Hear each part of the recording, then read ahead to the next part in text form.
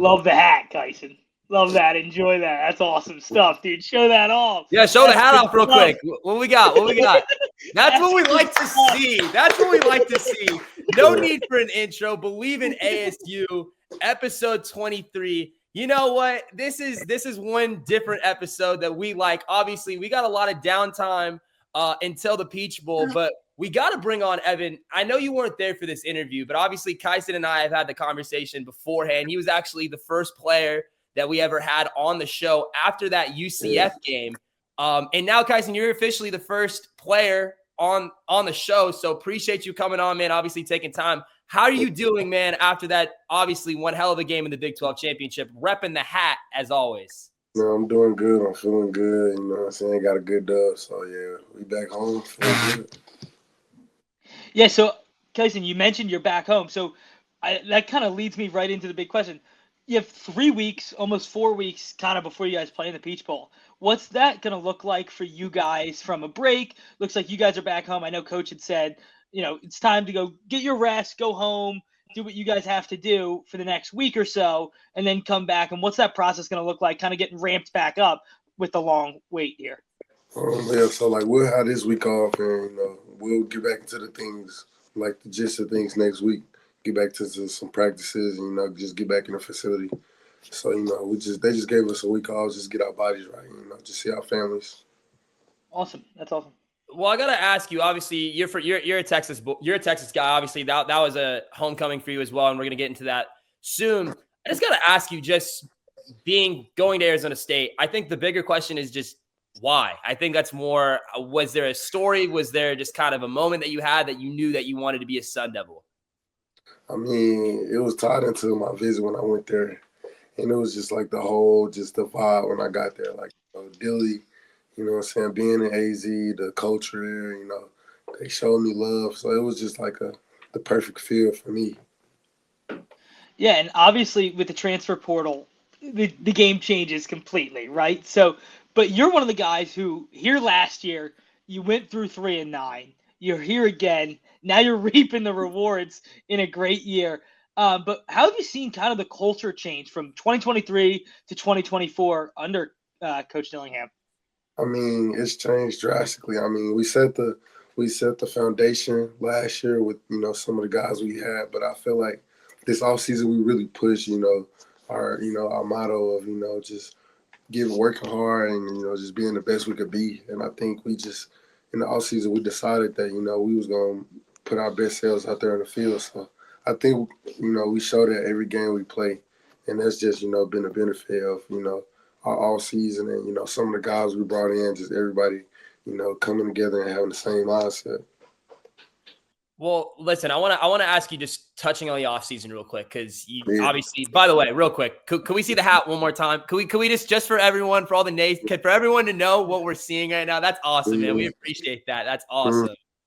Now, you see that hat, and I think it goes back to the building the foundation in the offseason. And if I told you in the offseason, first day, that, hey, you guys are going to go play in the Peach Bowl, is that a collective? Be honest. Was that even a thought? Obviously what happened from being one of the few guys from last year? Was that really yeah, we're going to make it? Or is it we got to make some things happen? But was that the collective mindset, being we are going to get a first round bye in the college football playoff? Honestly, I just got to be real and ask you that question. I mean, honestly, if you told me that, I would probably be like, oh, okay. I'd probably be a little just, surprised. But I mean, we knew we had a special group. I'll say that. We knew the group we had was different than, what we were. And we knew our mindset going into the season. We just knew it was going to be a totally different team. And we just fed off the energy, people saying we were going to be last. So that's what riled us all up. So we knew we weren't going to be we knew we weren't going to be the same team we were the prior year before. And we knew we were going to be a hard team to beat. And we knew we had some guys. We knew we had all the pieces we need. We just knew it was a matter of time before we were able to show it, Was there a specific game or moment, honestly, that you guys knew? Obviously, like you just said, you knew you had a good team. You knew you were better than last year. But was there a game this year that you're okay, we can make a run. This is legit here? I mean, we all felt it early. Like we all just felt, the chemistry with our team and how good we were playing early. So, but I'd say like right around that Utah game, I felt like that was when we knew like we're not gonna, we was gonna go on the stretch. We were gonna, come out and be our best selves. Like I just felt like then we knew like we had something even more special. Tyson, offensively, you guys have been unbelievable. Like, arguably one of the best football teams I've ever seen on first drives and just coming out and playing fast. Is that is there a mindset to that, or are you guys scripted plays? Is that something you guys really focus on during the week that you've been able to get down with a game plan and you guys have a plan coming out always? For sure, we always harp on at practices, starting fast, making the first punch, just getting up, jumping on them, because like nobody likes to be, hitting them off. So I think we practice that and we preach that, and we in practice we practice executing well on the first try, stuff like that. So I think that's just been the identity of our offense, just trying to start fast, trying to get that first punch. And I think we've done a great job as far as, early downs and, being having manageable downs this year. We got Kyson Brown here on Bleav in ASU. Kyson, I got to ask you just kind of a obvious question about what Arizona State has been as far as their identity. It's your head coach, Kenny Dillingham. I just got to ask you, is there like a good story that you have of just Kenny, maybe just any story that you could share with the Bleav in ASU crowd that maybe not necessarily not a lot of people know, but also just talk to us about just who he is in the building. Obviously we hear the stories, people are in the building, people say a lot, but just a personal story that you have, or just one story that you can just think about when it's like, yeah, that's Kenny Dillingham right there. I mean, as far as how he is in the building, to me, he's just like a kid. Like, I mean, walking around the building, he plays around, he makes jokes, just like corny but funny jokes. Like, he's a good person. And I think everybody around the facility just could tell you the same thing. But as far as like a personal story with Kenny, I've had so many stories, just like, playing with him on the game or, ride with him to an event in a car and he like just joking around the whole time. And, it's just like, it's back-to-back stories that I could go on and on. But like, as far as, personality wise, like he's a great person. He's a great guy. He knows what he's talking about. Like when you talk about the football side of things, he's a genius. Like he's taught us so much just in just the little things, like the details of, football and like rules and maybe just different little stuff. So like, it's just a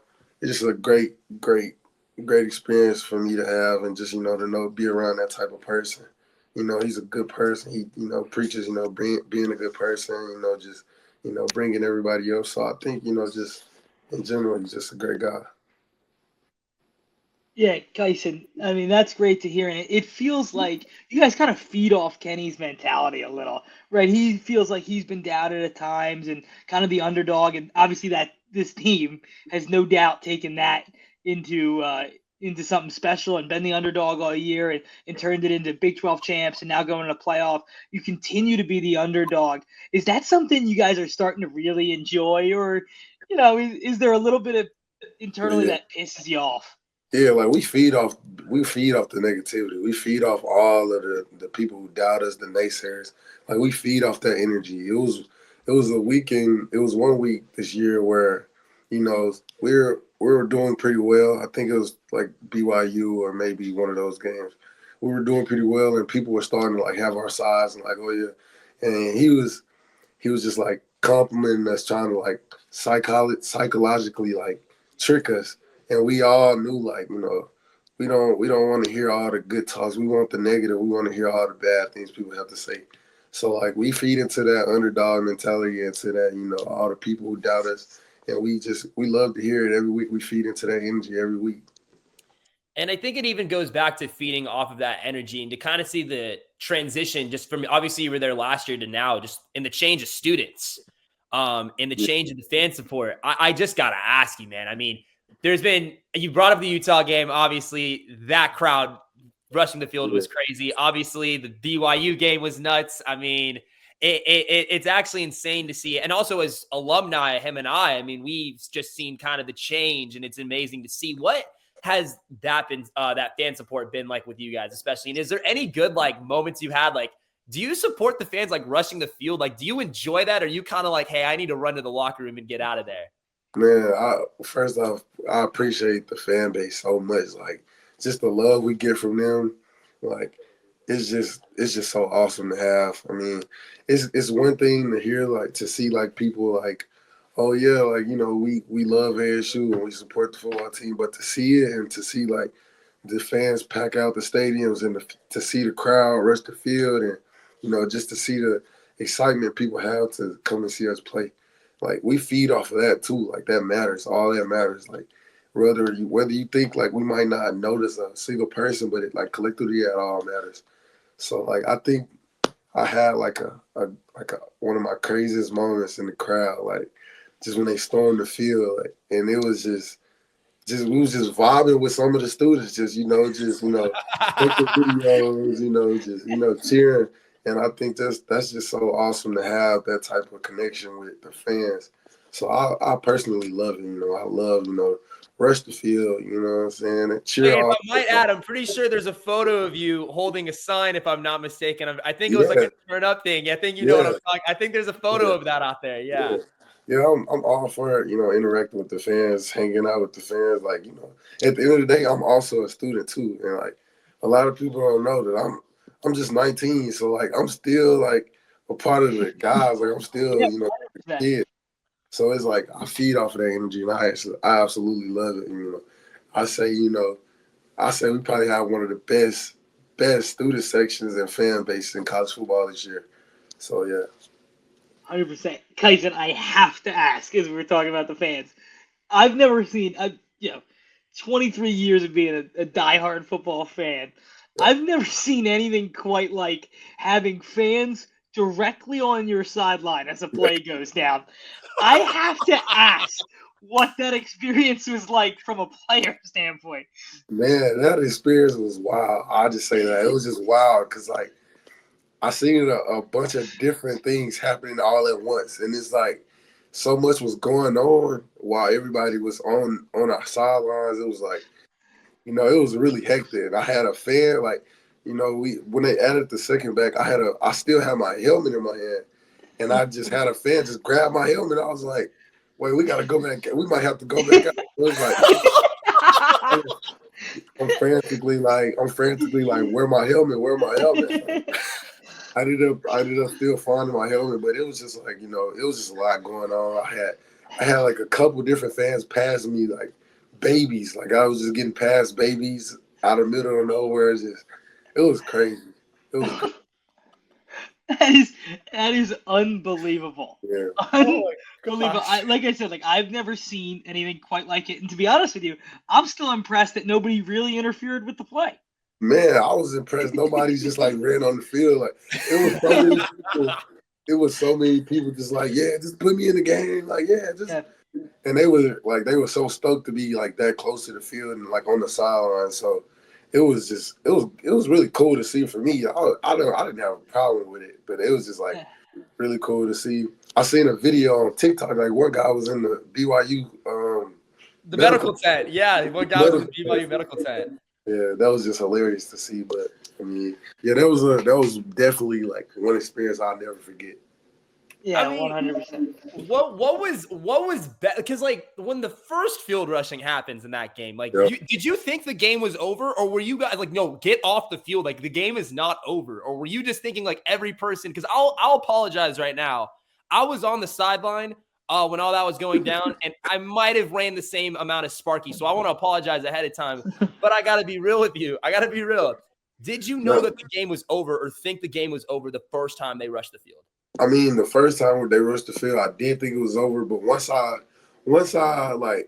everybody was still on the field, once like all the refs and stuff was still on the field, once all the refs and stuff stayed on the field, I knew like they gonna add that 1 second off. Because I kind of, when you see it on the billboard, you kind of seen like the ball went out at a certain time. But if it was, our coach said it was BS, maybe it was BS, but I felt like they was gonna try to like just do something janky. So I yeah, mean, that's the one that gets highlighted, Kyson. But funny enough, it happened twice this year. yeah, that's what I'm saying. So we seen it come. I low key seen it Yeah. coming. I was like, yeah, yeah, Um, Tyson, I got one more question for you. I'm super impressed by how you do this every week. Everybody talks enough about Cam Scatterbo, and they should, by the way. I'm sure you get a front row seat to watch how awesome he is. But yeah. how are you able to stay ready and when Scat's getting the bulk of the work and then you come in kind of to be his, uh, give him a breather or step in. How do you Yeah. stay ready on the sidelines, and what's that preparation like for you? I mean, hats off to Scat. That guy's he been balling this year. Like he's a straight dog. He deserves everything that's come his way. He worked his butt off. And it's just been tremendous for me as as the younger running back just to see like him flourish and how he works and just the whole like the way his career has gone since I've been a part of the team. It's just been amazing to see. But like, as far as, my preparation has been the same, since week one, just, prepare, work as hard as you can, stay in the playbook, just, watch your film. So my preparation has been the same, but, you just got to be ready at any time. Cause I mean, he's bound to rip off a big one and, he's bound to be tired, right after. So I just got to stay on my toes on that sideline and just keep my eyes really, on him. We have like a little thing, like I know when he needs that, so I know when Yeah. I've run in. So, and then sometimes we have been on lately in the season. We've been, on the field at the same time. I've been out in the slot or, some two Yeah. backs.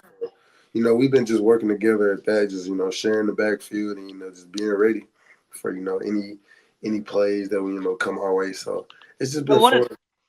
I wanted to ask about that too. Yeah, you're right. You have seen you line up more in the slot recently. We've seen the two back formation.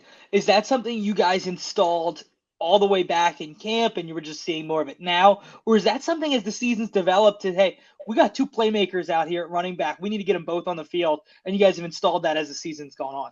Yeah, I mean, we've been had it in our playbook a while. Like, we've been had it since, we knew that we had a deep running back room. So we was just, knew we would have to find ways to put, multiple backs on the field at the same time. I think now so more towards the end of the season, like, of course I made a couple plays, so I guess, it seems like we've been trying to use me more in the offense and, just get a lot of playmakers on the field, just give the defense something to look at. So I think we've been implementing, the two back situation pretty well. All right. Well, I think I'd be remiss if I don't ask the last question here. Once again, we got Kyson Brown on Bleav in ASU. Appreciate you coming through once again. I just want to ask you, and I'll give the floor to you. Just talk to me about that Big 12 championship, man. Obviously, Man. AT&T Stadium, homecoming for you. Got the hat to prove it, as we're seeing right there. Just talk to me about that. And obviously, you beat Iowa State 45-19. I mean, that was as impressive of a game. I mean, I think you guys have seen. Yeah. Just talk to me about that. Just talk to me about that experience, the game, the fan support there in Dallas. Just talk to me about all that, obviously being from Texas.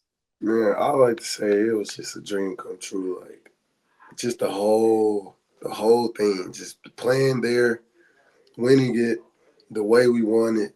It was just like a dream come true. Like as a kid, you watch games on TV, like, you watch the Chick-fil-A Bowls, you watch just big games. You just watch big games and you have, of course, have a dream to play there, but like, just actually having it happen, having that confetti drop just was like, it just gave me the chills. And you realize like how far you come in life when, you actually like reach that type of milestone and, all the hard work, it just seems worth it. It just seems like, all the, dark nights, all the time watching film, all the time, working plays. It seems worth it. And just having my family there for sure was just like a cherry on top. Just having my family there, to support me, see me accomplish something as big as that. And it was just being home, just feeling all the love from just, the city it just felt amazing. And just the fashion that we won it, I just felt so proud of our team because, I mean, we worked hard. You know, we had like some people have down times, like, you know, in the off season, and, you know, everything doesn't go as well for everybody. You know, we had, you know, some mishaps on defense, some mishaps on offense this year. So having that win, that fashion, it just shows, you know, the heart of our team and the heart of our guys. And, you know, we just not no pushovers. Like, you know, we come to play. We come to, you know, play with our hearts out. So it just shows that, you know, how special this group of guys is. And, you know, I just enjoyed the whole experience. Like, it was just nothing like I ever thought it would be. Kyson, I got one more for you, kind of a fun one. I gotta slip in one more. You gotta slip in One more. more. Okay. We've seen a ton of jersey combos this year. Obviously, the Sparky helmets the last 3 weeks. If you had to pick one to wear in the Peach Bowl, get the college football playoff patch in, which one you picking? All right, so hopefully, like, the EQ room sees this. I'm picking the big Sparky on the side, the big face. Oh, that with the all yellow? I'm picking the white helmets, maybe like a gold face mask. I love the white jerseys. I'm gonna go white jerseys. And I say we go gold pants. Gold pants or all white pants. If we go all white, then hey, man. Hey, we'll make sure to send this to them. Yeah, EQ they'll get it over there right now. All right, I second the motion. All right, we got to make this happen. Big Sparky, white helmet, yellow face mask, all white. I think with gold accessories, I think that'll hit. I don't think we like wear that type of combo this year. That'll be awesome. Yeah, that'd be awesome. All in on that. So hopefully we can push it through, you know what I'm saying, to the EQ room, you know. We'll get it done. We'll make it happen, yeah. Well, yeah. Hopefully we can get that, but yeah, it's gonna be a crazy game up there in ATL. Can't wait to get the job done. Well, Kyson, man, we appreciate you once again coming on the Bleav in ASU podcast. Make sure you're following Kyson on Instagram, guys. It's 662_SIP. Come on now. What are we doing here if we don't promote you? We appreciate you once again, man. We really appreciate it. Enjoy the time back at home. This is Bleav in ASU. I'm your host, Brandon Clark, alongside Evan Reiser. Episode 23 in the books. Appreciate you once again, Kyson. Thanks, Kyson. Go Devs, dude.